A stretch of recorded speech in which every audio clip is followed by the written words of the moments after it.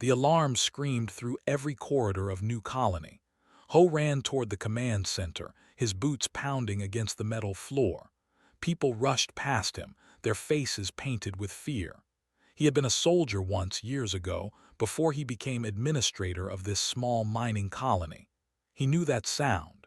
It was the sound of war coming to their doorstep. "Report," Ho shouted as he burst into the command center. The room was chaos. Screens flashed red warnings. People yelled over each other. Jin looked up from her engineering console.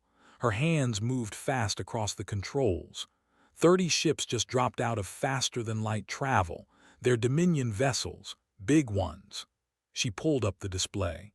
The enemy ships looked like massive insects, all sharp edges and dark metal. Dong, the security chief, stood at the tactical station. His face was grim. "They're charging weapons, sir. We have maybe 5 minutes before they're in firing range." Ho felt his stomach drop. The Dominion. Everyone in the galaxy knew that name. They were slavers, conquerors, and they showed no mercy. They took what they wanted and destroyed what they couldn't use. "Raise shields, all of them," Ho ordered. "Get every civilian to the shelters now." The colony shook as the first blast hit their shields.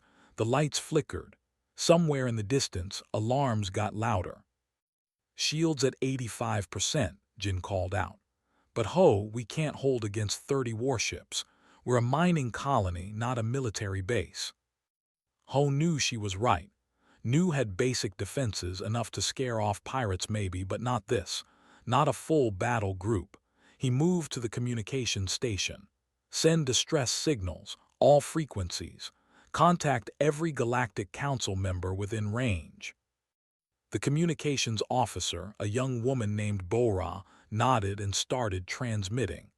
"Emergency distress signal broadcasting. New colony under attack by Dominion. Requesting immediate assistance. All council members, please respond." Another blast rocked the colony. The lights went out for 3 seconds before the backup power kicked in. "Shields at 70%, Jin said. Her voice stayed calm, but Ho could see her hands shaking. Dong pulled up the security feeds. "All civilians are moving to shelters. We have maybe 3,000 people here. My security team is armed, but—" He didn't finish. They both knew what he meant. Security officers with small arms couldn't fight warships. "We're receiving responses," Bora said suddenly. She looked hopeful for just a moment. Then her face fell. "The Republic says they cannot help. They say they are too dangerous. They apologize but will not send ships." Ho clenched his fists. "Try the others. What about the Federation?" Bora listened to her headset. They say the same thing. They express sympathy but cannot risk war with the over a human colony. "Over a human colony," Ho repeated. The words tasted bitter. Humans were new to the galactic community. Only 200 years since first contact. The older species still saw them as children playing at space travel. Another explosion. The colony shook harder this time. "Shields at 55%, Jin reported. "We're losing power fast. If they keep this up, we have maybe 72 hours, maybe less." Dong looked at Ho. "What do we do?" Ho stared at the display showing the ships. They hung there in space like vultures circling prey. He had fought in the frontier wars when he was younger. He had seen good people die. He had learned one important lesson. You never give up while you still breathe. "We fight," Ho said simply. "We hold as long as we can. Jin, what can you do to reinforce the shields?" She was already working. "I can reroute power from non-essential systems. The mining equipment, some of the residential sectors that are empty now. That might buy us another day." "Do it." "Incoming transmission from the," Bora announced. "They want to speak with you." Ho straightened his uniform. "Put them on screen." The display flickered and a commander appeared. The alien looked like a nightmare, all chitinous plates and too many eyes. When it spoke, the translator turned its clicks and hisses into words. "Human administrator, you will surrender your colony immediately. Your people will become workers for the Dominion. You will power down your shields and prepare for boarding.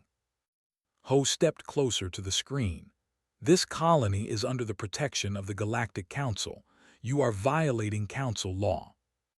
The commander made a sound that might have been laughter. The Council does nothing. We have taken 19 colonies this year. No one comes to help. No one cares about weak species in weak places. Surrender now and you will live as slaves. Resist and you will simply die. Then we'll resist, Ho said. Cut transmission. The screen went dark. Dong let out a long breath. That was either very brave or very stupid. Maybe both, Ho admitted. More responses were coming in from other species. Every single one said no, too dangerous, too far away, not worth the risk, not for humans. Jin finished her work at the engineering console. Shields reinforced. We might have 72 hours now, maybe a little more if we're lucky. 72 hours, 3 days. Ho looked around the command center at his people. They were scared, but they hadn't given up. These weren't soldiers. They were miners, engineers, families who came here to build a new life far from Earth. Ho walked to a private terminal in the corner. He opened a direct line to Earth Command. It was a long-range transmission. It would take time to get there, and Earth was 6 weeks away even at the fastest faster-than-light speeds. By the time any help arrived, Nu would be long gone. But he had to try. "This is Administrator Ho of New Colony," he said into the recorder. "We are under attack by Dominion forces. Council members have refused assistance. We are alone. We estimate 72 hours before shields fail. I don't expect you can reach us in time, but I wanted you to know. We fought. We didn't surrender. Tell our families we died free." He paused. There was more he wanted to say, but what was the point? He sent the transmission. The colony shook again. "Shields at 50%, Jin called out. Ho returned to his command chair. "All stations, prepare for long-term siege. We hold this colony for as long as we can." The battle had just begun, and everyone in that room knew how it would end. But they would fight anyway, because that's what humans did. They fought even when they couldn't win.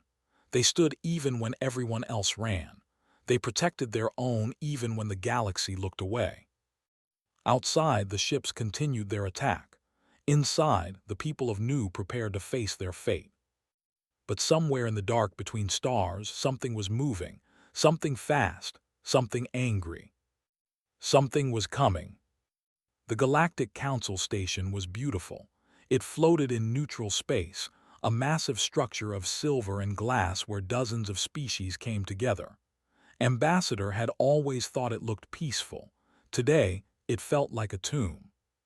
She walked quickly through the curved corridors, her aide Wu struggling to keep up.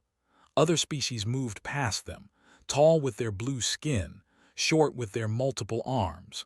None of them met her eyes. "Ambassador, slow down," Wu said. "The council session doesn't start for another 10 minutes. Didn't slow down. Then we use those 10 minutes to talk to anyone who will listen." She stopped at a group of diplomats. "Senators, please, I need just a moment of your time." The lead turned slowly. His face showed something like pity. "Ambassador, we heard about new, unfortunate situation." Unfortunate, felt heat rising in her chest. 3,000 humans are about to die. They are attacking a peaceful colony. This is exactly what the Council was created to prevent. The Council was created to maintain peace among member species, the said carefully. The Dominion are not members. We cannot declare war on them every time they expand their territory. It's not their territory, it's ours. This expression hardened slightly. Humanity has been part of the galactic community for only 2 centuries. Your species claims many worlds, but you lack the strength to hold them. Perhaps you expanded too quickly. Wanted to shout at him. She wanted to grab his expensive robes and shake him. Instead, she forced her voice to stay level. "Will you at least bring this to a vote in the council?" A vote has already been held. Informally, you understand, they are too powerful. No species wishes to provoke them over a single colony, especially a human one. He paused. I am sorry, but this is reality. The group moved away, stood there, fists clenched. Wu touched her arm gently. Ambassador, we need to get to the session hall. The council chamber was huge, with seats arranged in circles rising up toward a central platform. Representatives from 43 species filled the space, took her place at the human delegation seat. It was small, near the back. Humans were still considered junior members. The council speaker, an ancient named Prime, called the session to order. His mechanical voice echoed through the chamber.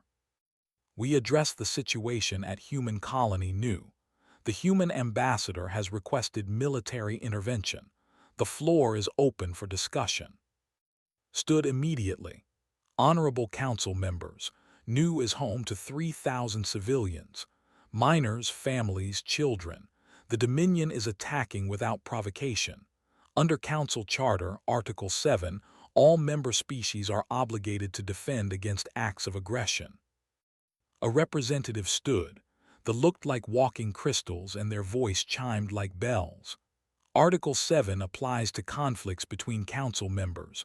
They are not members, therefore no obligation exists. The article says acts of aggression against any council member, shot back. It doesn't specify who commits the act. The speaker raised one of his many hands. The council legal committee has reviewed the situation. The interpretation favors the position. However, individual species may choose to render aid if they wish. Looked around the chamber. Will anyone help anyone? Silence. The other ambassadors looked away. Some studied their data pads. Others suddenly found the ceiling fascinating. They have 300 warships, a senator finally said. Helping you would mean war with the entire Dominion. No species here can afford that cost, not for one small colony. It's not about the size of the colony, said, and she couldn't keep the emotion from her voice anymore. It's about what's right. It's about standing up to slavers and murderers. If we don't stop them at New, where do we stop them? That is not our concern, the representative said coldly. Perhaps humanity should reconsider settling so far from Earth. You lack the military presence to protect distant colonies. The session continued, but it was pointless. Every representative had made up their minds before entering the room. After an hour of empty words, the council voted. The result was unanimous. No intervention, no aid. New was on its own. Left the chamber feeling sick. Wu followed her to a private office. Once the door closed, she sat down heavily. They're going to die, said quietly. 3,000 people, and the council just voted to let them die. Wu was quiet for a moment. Then he said, I found something. I don't know if it means anything, but... He pulled out his data pad and showed her files. I've been going through communications logs. 3 council members received large financial transfers from controlled accounts in the last week. Looked at the evidence. They were bribed. They paid them to make sure no help would come. It looks that way. Should we expose this?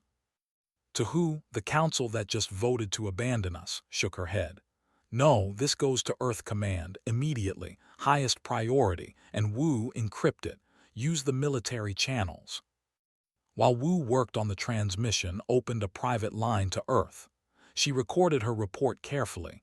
Everything that happened, every species that refused, every excuse they gave. She made sure to include the bribery evidence. Earth Command, this is Ambassador. New will receive no help from council members. We have 72 hours at most. I know we can't reach them in time, but someone needs to know what happened here. Someone needs to know that when humans called for help, the galaxy looked away. She sent the message. Then she sat back in her chair and tried not to cry. Meanwhile, on New, the situation grew worse. Ho watched the shield strength dropping. 60 hours had passed. They kept firing, steady and patient. They knew time was on their side. Shields at 30%, Jin reported. She looked exhausted. None of them had slept. Dawn came into the command center. All civilians are still secured in shelters. We're rationing food and water. People are scared, but no one's panicking yet. Yet, Ho repeated, another 12 hours, maybe less, and the shields would fail. Then they would board the colony. He had seen what happened to species the enslaved. Death would be kinder. Sir, Bora suddenly said, I'm picking up something strange on long-range sensors. The positioning for final attack, Ho asked. No, something else, something far out beyond the fleet. Bora adjusted her sensors. It's moving fast, really fast, faster than anything I've ever seen. Jin came over to look at the readings. That can't be right. Nothing travels that fast in normal space. That's almost light speed. Could it be a sensor error? Dong asked. Maybe, Bora kept watching. But, no, wait, there's more than one. I'm reading multiple contacts, dozens of them, no, hundreds. Ho felt something stir in his chest, something he thought he'd lost. Hope, maybe. Or maybe just desperation making him see things that weren't there. The fleet must have detected it too. Their attack pattern changed. Ships started moving, repositioning. They are going to defensive formation, Dong observed. Why would they do that? The sensors kept updating. The unknown contacts were getting closer, fast. Whatever they were, they would arrive in less than an hour. Can you identify them? Ho asked. Bora worked frantically at her console, trying to wait. Oh no. What is it? Bora looked up at him, her face pale. Sir, I'm getting identification codes now. They're Earth ships, military signatures. The command center went silent. Everyone stared at the screen. That's impossible, Jin whispered. Earth is 6 weeks away. Not for them, Ho said, reading the fleet composition data that was coming through. His soldier's mind recognized the designations. He had served with some of these ships decades ago, back in the frontier wars. These weren't just any Earth ships. These were warships, battle-hardened, veteran crews, ships with names that made pirates run and smugglers surrender. And they were coming here, to save a colony that everyone else had abandoned. Ho sat down slowly. His hands were shaking. They came, he said. They actually came. The commander stood on the bridge of his flagship, watching the sensors with growing unease. His name was Tor, and he had conquered 43 systems for the Dominion. He knew war. He knew prey. And right now, every instinct he had was screaming danger. Report on the approaching fleet, he ordered. His sensor officer clicked nervously. 200 contacts confirmed. They are Earth military vessels. Composition includes battleships, destroyers, carriers, and support craft.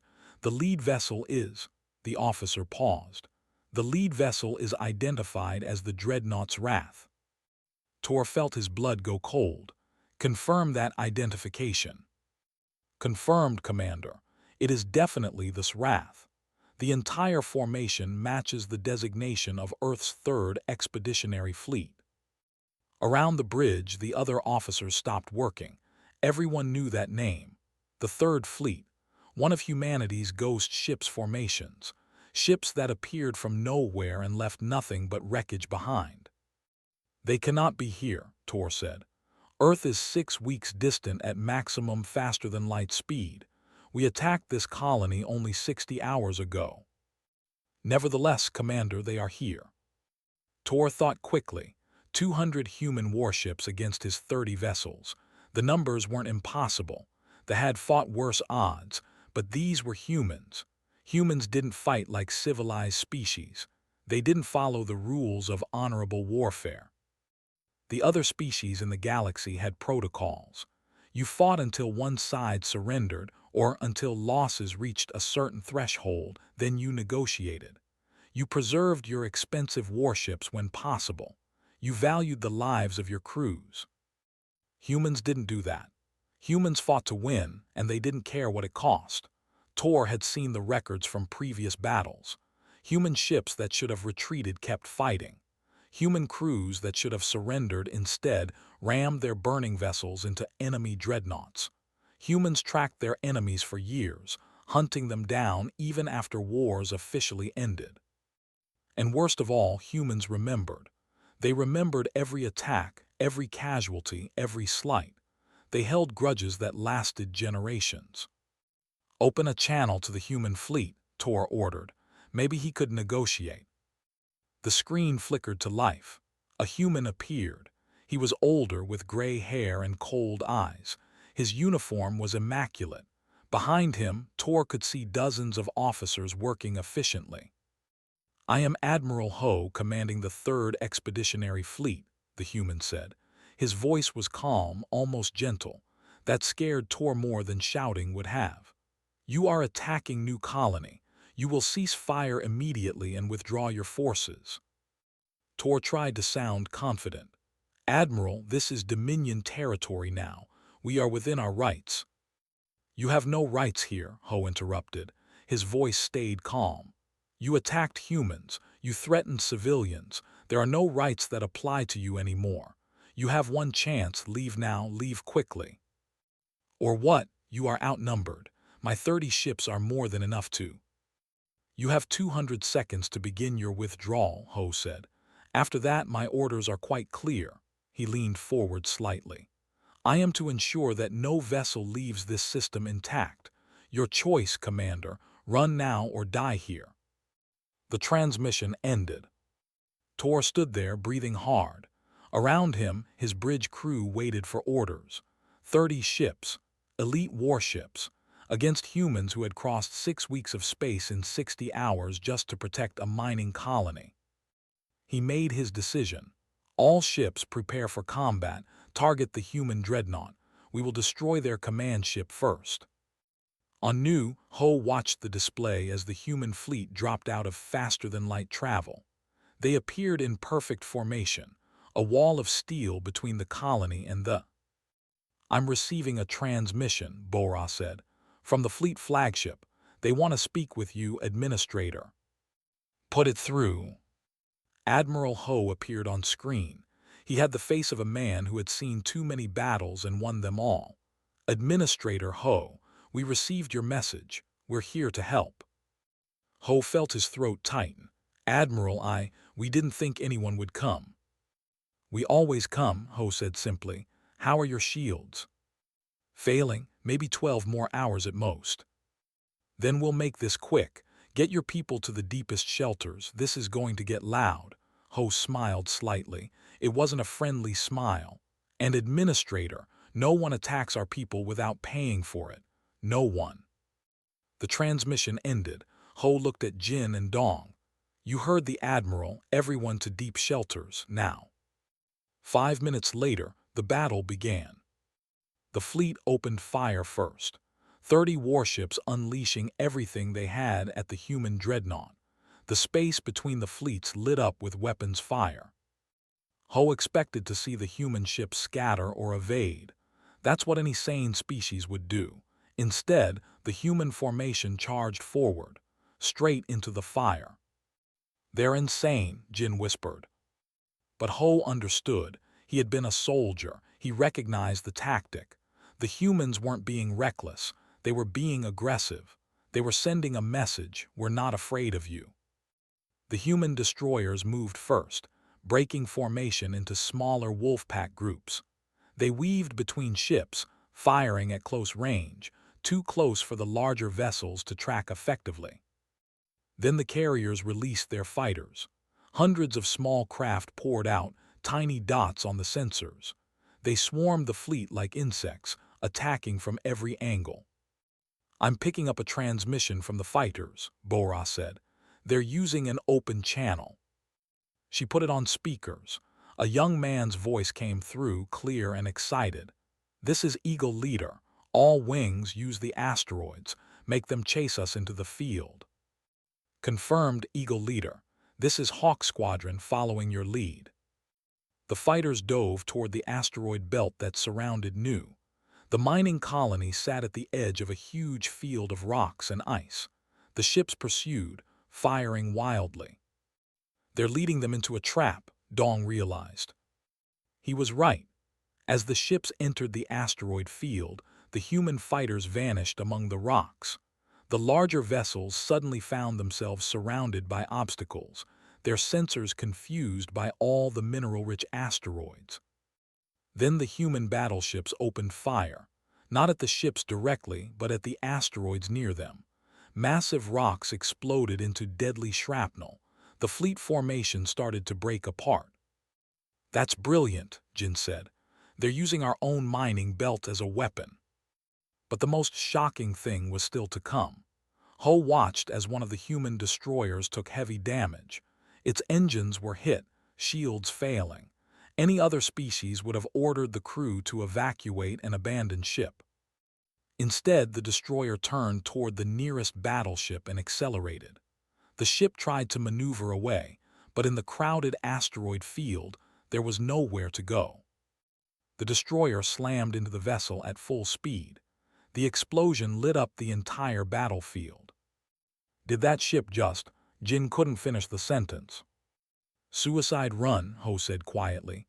"But look, escape pods." The crew evacuated before impact. The ship flew itself on automation. It happened again, and again. Human vessels that took critical damage didn't retreat. They turned themselves into missiles. Their crews escaped while the ships, controlled by computer, rammed into warships with devastating effect. The commander must have realized what was happening. His fleet started to retreat, trying to get out of the asteroid field. But now the human battleships moved in, cutting off escape routes. Admiral Ho's dreadnought, the Wrath, moved through the battle like a shark among smaller fish. Its weapons tore through shields as if they were paper. The one-sided massacre continued for 20 minutes. Then it was over.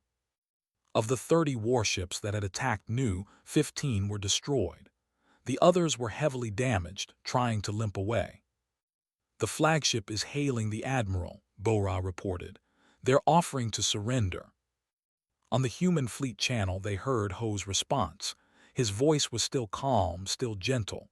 "You attacked a human colony, Commander. You threatened civilians. You had your chance to withdraw. Surrender is no longer available to you." "Admiral, please." The commander's voice was desperate now. "All ships," Ho continued, ignoring the plea. "Target the flagship, fire at will." The human fleet opened fire. The flagship exploded in a bloom of fire. Then methodically, efficiently, the human ships hunted down the remaining vessels. Not one escaped. In the command center of Nu, everyone watched in stunned silence. The human fleet had just destroyed an entire battle group in less than 30 minutes, and they had done it to protect one small mining colony. "Admiral Ho is hailing us," Bora said softly. Ho accepted the call. The admiral looked tired but satisfied. "New colony, threat eliminated. We're sending medical teams and supplies. Are you all right down there?" We're alive, Admiral, thanks to you." Ho nodded. "Get some rest, Administrator. We'll stand guard tonight. No one else is coming to bother you." The screen went dark.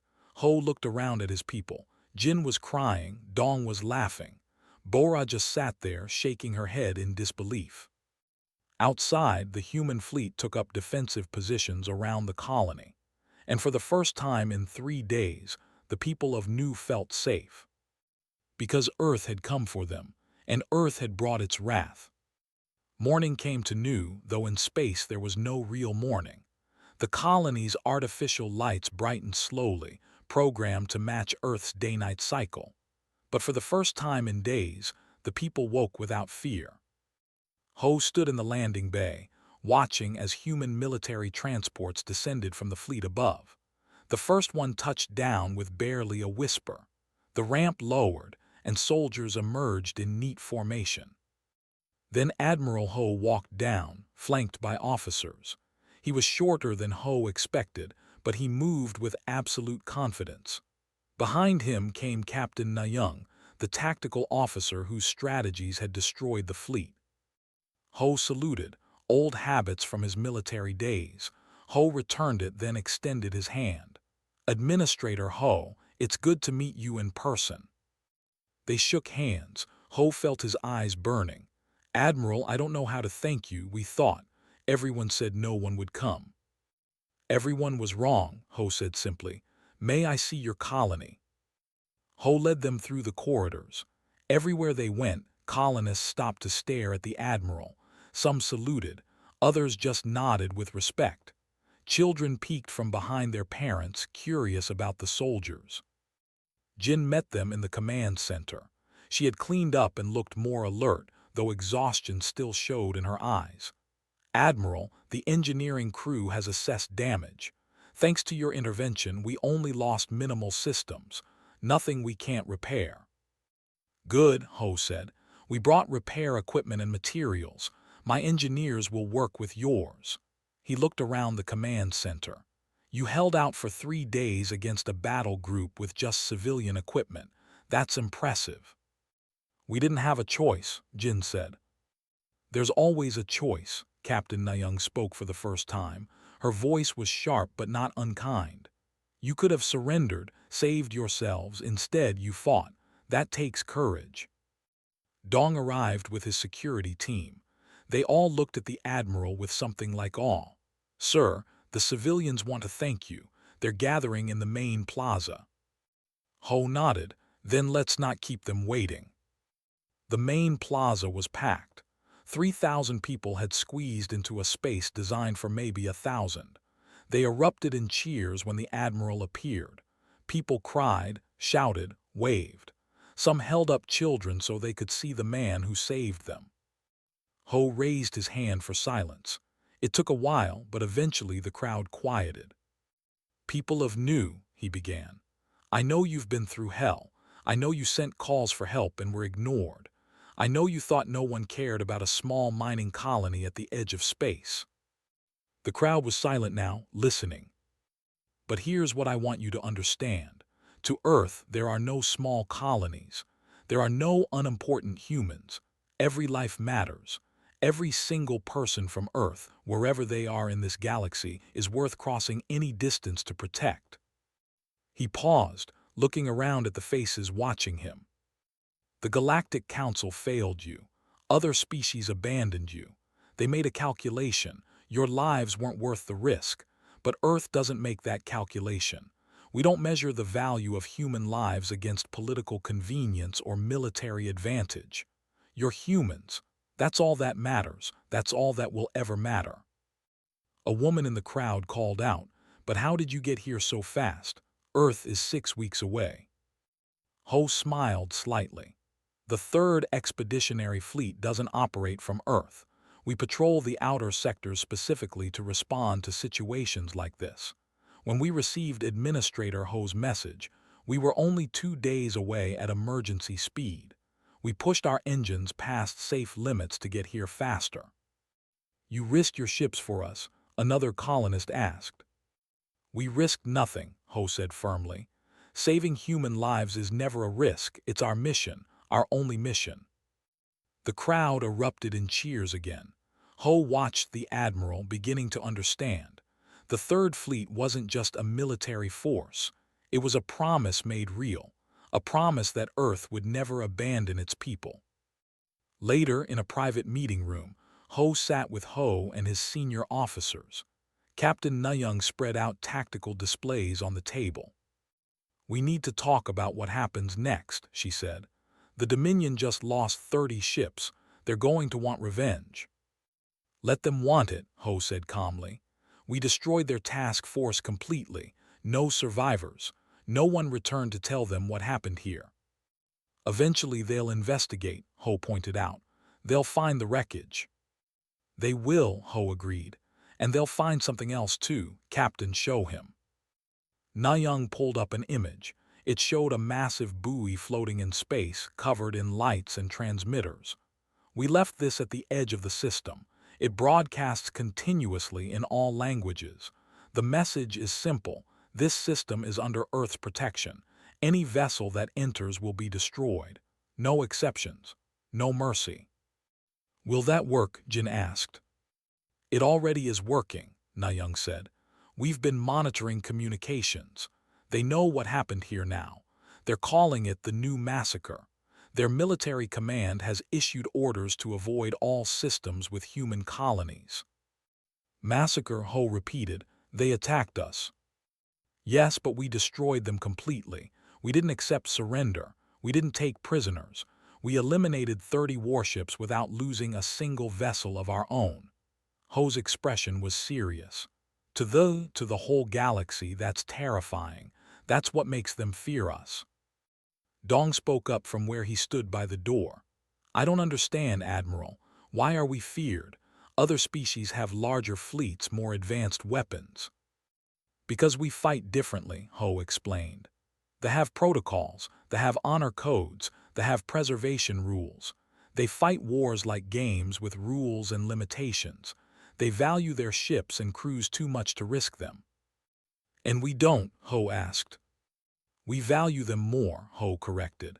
But we understand something the others don't. Sometimes, to protect what matters, you have to be willing to sacrifice everything. Our ships can be replaced. Our weapons can be rebuilt. But our people, our families, our colonies, those are irreplaceable. Captain Nuyung added, in the frontier wars we lost battles against species with superior technology. But we never lost a war. You know why? Because we never quit. We took losses that would have made any other species surrender. We kept fighting. And eventually our enemies realized that defeating humans meant fighting until complete extermination. We don't surrender. We don't compromise. We win or we die trying. That's why they fear us, Ho said. Not because of our weapons, because of our determination, because we'll chase our enemies to the end of the galaxy, because we'll sacrifice damaged ships to destroy theirs, because we remember every attack, every casualty, and we always pay it back 100 times over. Ho thought about the battle he had witnessed. The human destroyers ramming battleships, the fighters using asteroids as weapons, the admiral refusing to accept surrender. Isn't that brutal? He asked quietly. Yes, Ho said without hesitation. War is brutal, but you know what's more brutal? Letting slavers take our colonies, letting our people die while we follow civilized rules that only exist to make conquering easier. The galaxy thinks we're savage. Maybe we are, but our savagery keeps our people safe. And that's all that matters, Nuyung finished. Outside, human soldiers worked alongside colonists to repair damage. Medical teams treated the injured. Engineers reinforced the shields. The Third Fleet's support ships brought food, water, medicine, everything the colony needed. Jin watched it all from the command center. They really do care, don't they? It's not just propaganda. They care, Ho confirmed. The Admiral told me something earlier. He said Earth maintains 11 expeditionary fleets like the Third, all of them patrolling different sectors, all of them with the same orders: protect human colonies at any cost, no human left behind. 11 fleets, Jin repeated. The Council doesn't even know, does it? Probably not, and that's intentional. The galaxy thinks humans are weak because we're new. They think we expanded too fast, that we can't defend ourselves. They're wrong. Ho looked at the ships on the display. We're not weak. We're patient. We're building our strength quietly. And when someone attacks us, they learn the truth. Dong joined them, carrying data pads. Sir, I've been reviewing the Admiral's combat logs. The Third Fleet has responded to 43 separate incidents in the last 5 years. Pirate attacks, border skirmishes, territorial disputes. In every single case, they arrived within 72 hours. How is that possible? Jin asked. They're always moving, Dong explained. The fleet never stays in one place. They patrol constantly, positioning themselves to respond anywhere in their sector. And look at this. Their engineers have modified the engines. They can sustain emergency speeds much longer than standard military vessels. They've sacrificed everything for speed, Ho realized. Comfort, luxury, even some weapons capacity, all to ensure they can reach any colony that calls for help. Living on those ships must be hard, Jin said. Probably, Ho agreed. but they do it anyway for us, for all of us. In the plaza, Admiral Ho was still meeting with colonists. Parents brought their children to shake his hand. Elderly people thanked him with tears in their eyes. He spoke with everyone patiently, remembered names, asked about injuries. This was humanity's strength, Ho understood now. Not just the warships or the weapons or the willingness to fight. It was this, the absolute certainty that they were all connected, that every human mattered no matter where they were. The galaxy had learned a lesson at Nu, a harsh lesson, written in the wreckage of 30 warships. Humanity protects its own, always, without exception, without mercy for those who threaten them. And Earth's fleets were watching, always ready. They thought no one would come. They were wrong, Earth always comes. 3 days after the battle, Ambassador received the message she had been dreading. The Galactic Council requested her immediate presence for an emergency session. The topic, Earth's military actions at Nu. Wu walked with her through the station corridors. Other ambassadors hurried past, whispering among themselves. She caught fragments of conversation. Excessive force, violation of combat protocols, refused surrender. They're going to condemn us, Wu said quietly. Probably, agreed, let them. The council chamber was packed. Every species had sent representatives.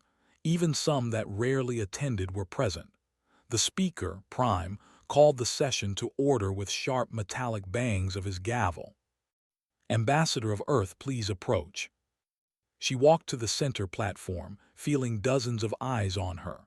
Above her, in the rising circles of seats, the galaxy's powers looked down. The senator who had dismissed her before spoke first. Ambassador, we have received reports of the incident at Nu. Earth's Third Fleet destroyed an entire Dominion task force. 30 warships, thousands of lives, eliminated completely. This is unprecedented aggression. Unprecedented, kept her voice level. They attacked our colony, they threatened civilians, we defended ourselves.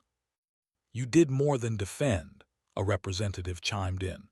Records show the commander attempted to surrender. Your admiral refused and destroyed the flagship anyway. This violates every principle of civilized warfare. Civilized warfare, repeated. She looked around the chamber. Is that what you call it when you abandon colonies to slavers? When you take bribes to look the other way while civilians are attacked? The chamber erupted in angry chittering and shouts. Prime banged his gavel. Ambassador, you will not make accusations without evidence. Then let me provide evidence. Pulled out a data chip and inserted it into the chamber's display system. These are financial records showing payments from accounts to 3 council members in the week before the attack. These members then voted against intervention. The display showed the transaction records Wu had discovered. Names, amounts, dates. The evidence was clear. 2 of the implicated ambassadors stood immediately, shouting denials. The third simply left the chamber in silence. The room descended into chaos. Prime struggled to restore order. Finally, he succeeded. This is a serious accusation. It will be investigated. But regardless, Ambassador, your fleet's actions were extreme. The Dominion has filed a formal protest. They claim you committed war crimes. War crimes, felt her anger rising. They attack our people, try to enslave our colony, and when we fight back, they cry about war crimes. You refused their surrender, the senator insisted. You destroyed them completely. That is not defense, Ambassador. That is vengeance. Yes, said simply. The chamber went quiet. It was vengeance, and it was justice, and it was a message. She walked slowly around the platform, looking up at each species section in turn. Let me be very clear about something. Earth doesn't need this council's approval to defend our people. We asked for your help because we believed in the ideals this body claims to represent. You failed us. You abandoned us. You made calculations about whether our lives were worth the risk. That is not, someone started to object. Earth has made our own calculation now, continued, her voice carrying through the chamber. And here it is, every human life is worth any risk. Every colony, no matter how small or remote, will be defended. Every attack on our people will be answered, not with proportional force, not with civilized protocols, with absolute, overwhelming response. You're threatening war, the representative said. No, we're promising protection to our people, stopped at the center of the platform. But here's what you need to understand. When the attack knew they didn't just attack one colony, they attacked humanity, and humanity responded, not because we're savage, not because we're uncivilized, because we care about our own. She pulled up new images on the display, images of the Third Fleet, of Admiral Ho meeting with colonists, of human soldiers working to repair damage, of medical teams treating the injured. This is what you abandoned, these people, these families, and while you sat in this chamber debating protocols, our fleet crossed 2 days of space at emergency speed. They risked their engines, their ships, their lives to reach new in time. They destroyed the fleet, the senator said, completely, without mercy. Yes, because mercy for our enemies is cruelty to our victims. His voice was steel now. The galaxy calls us barbaric for refusing surrender. But you know what's barbaric? Letting slavers operate because stopping them is inconvenient. Following warfare protocols designed to protect conquerors. Valuing the lives of attackers over the lives of innocents. So Earth rejects all laws of war? Prime asked. Earth rejects laws that make attacking us safer, clarified. If you attack a human colony, you will face human vengeance. And we will not stop. We will not accept surrender. We will hunt you to the edge of the galaxy and destroy you completely. That is our law. The chamber was silent. Finally, an ambassador stood. Ambassador, you are essentially telling the Council that humanity operates outside our rules, outside our authority. We operate outside your failures, corrected. You want to condemn us? Fine. Condemn us for refusing to let our people die while you debate. Condemn us for caring more about human lives than your comfort. Condemn us for being willing to fight when you won't. She looked around the chamber one final time. But remember this. Before you make any decisions about Earth, before you vote on any sanctions or restrictions, remember what happened at New. Remember that we crossed impossible distances to save 3,000 lives. Remember that we destroyed an entire battle group to protect one mining colony. Is that a threat? Someone called out. It's a promise, said. We protect our own, always. If that makes us barbaric in your eyes, so be it. But it also makes us loyal. It makes us reliable. It makes us the only species in this galaxy that will actually come when you call for help. She paused, letting that sink in. Then she played her final card. I have here formal requests from 7 species. 7 members of this council who have asked Earth to establish defensive pacts with them. They want our fleets to patrol their borders. They want our protection. Because even though they condemn our methods, they recognize something important. We actually protect our allies. The chamber erupted again. Ambassadors shouted at each other. Some demanded to know which species had made these requests. Others argued about the implications. Prime banged his gavel repeatedly. This session is adjourned. We will reconvene after reviewing all evidence and statements. As the chamber emptied, Wu approached. That was intense. Do you think we'll face sanctions? Maybe, said, but it doesn't matter. We said what needed to be said. Meanwhile at New, Admiral Ho prepared to depart.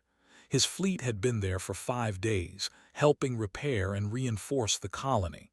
Now it was time to move on. Other colonies needed protection. Other sectors needed patrol. Ho met him at the landing bay one last time. Admiral, before you go, I have a question. Ask it. You said Earth has 11 expeditionary fleets. Are they all like the third, all focused on protecting colonies? Ho smiled slightly. The third fleet is actually one of the smaller ones, Administrator. We have 200 ships. The first fleet has 500, the seventh has 300, and the 11th, he paused. Let's just say the 11th fleet specializes in dealing with species that threaten Earth directly. How many ships in the 11th? That's classified, but here's what I can tell you. The galaxy thinks humanity is weak because we're new. They think we're spread too thin. They don't realize that we've been preparing, building, training, for the day when someone decides to test us seriously. The tested you.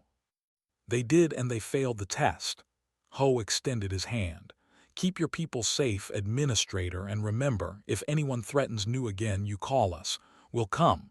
We always come. They shook hands. Then Ho boarded his transport.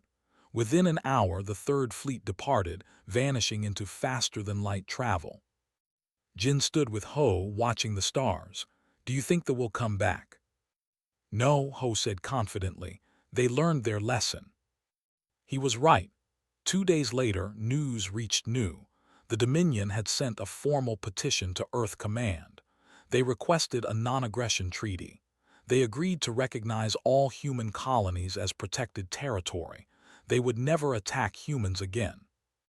The petition was signed by the Supreme Council and delivered with one additional note. We apologize for our mistake at Nu. We did not understand Earth's commitment to its people. We understand now. Word spread through the galaxy quickly. Other species took notice. The aggressive species, the ones who preyed on weak colonies and new species, suddenly became very careful about which targets they chose. Human colonies were off limits, not because of treaties or council laws, because attacking humans meant facing human fleets, and human fleets didn't take prisoners. In the following months, 12 more species requested defensive pacts with Earth, not because they liked humanity, but because they trusted humanity to actually defend them. The Galactic Council never formally sanctioned Earth. They couldn't. Too many members needed human protection now. Instead, they quietly amended their combat protocols to allow for extreme responses in defense of civilian populations. It was a face-saving measure. Everyone knew it was the Earth Clause. A year after the Battle of Nu, Ho received a package from Earth Command. Inside was a medal and a letter from Admiral Ho. The letter was simple. You held out for 3 days against impossible odds. You protected 3,000 lives with nothing but courage and determination. That's the human spirit. That's what we fight for. You should be proud. We're all proud of you. Ho hung the letter in his office, where every colonist could see it. Below the letter, he added words of his own. They thought no one would come. They thought we were alone. They thought wrong. Earth came for us. Earth will always come for us. We are never alone. And across the galaxy, on 11 fleets patrolling 11 sectors, human crews worked tirelessly. They monitored communications. They responded to distress calls. They stood ready. Because that's what humans did. They protected their own, without hesitation, without exception, without mercy for those who threatened them. The galaxy had learned its lesson at Nu. Humanity was not weak. They were loyal. They were determined. They were terrifying. And they would always, always come when their people called. Always.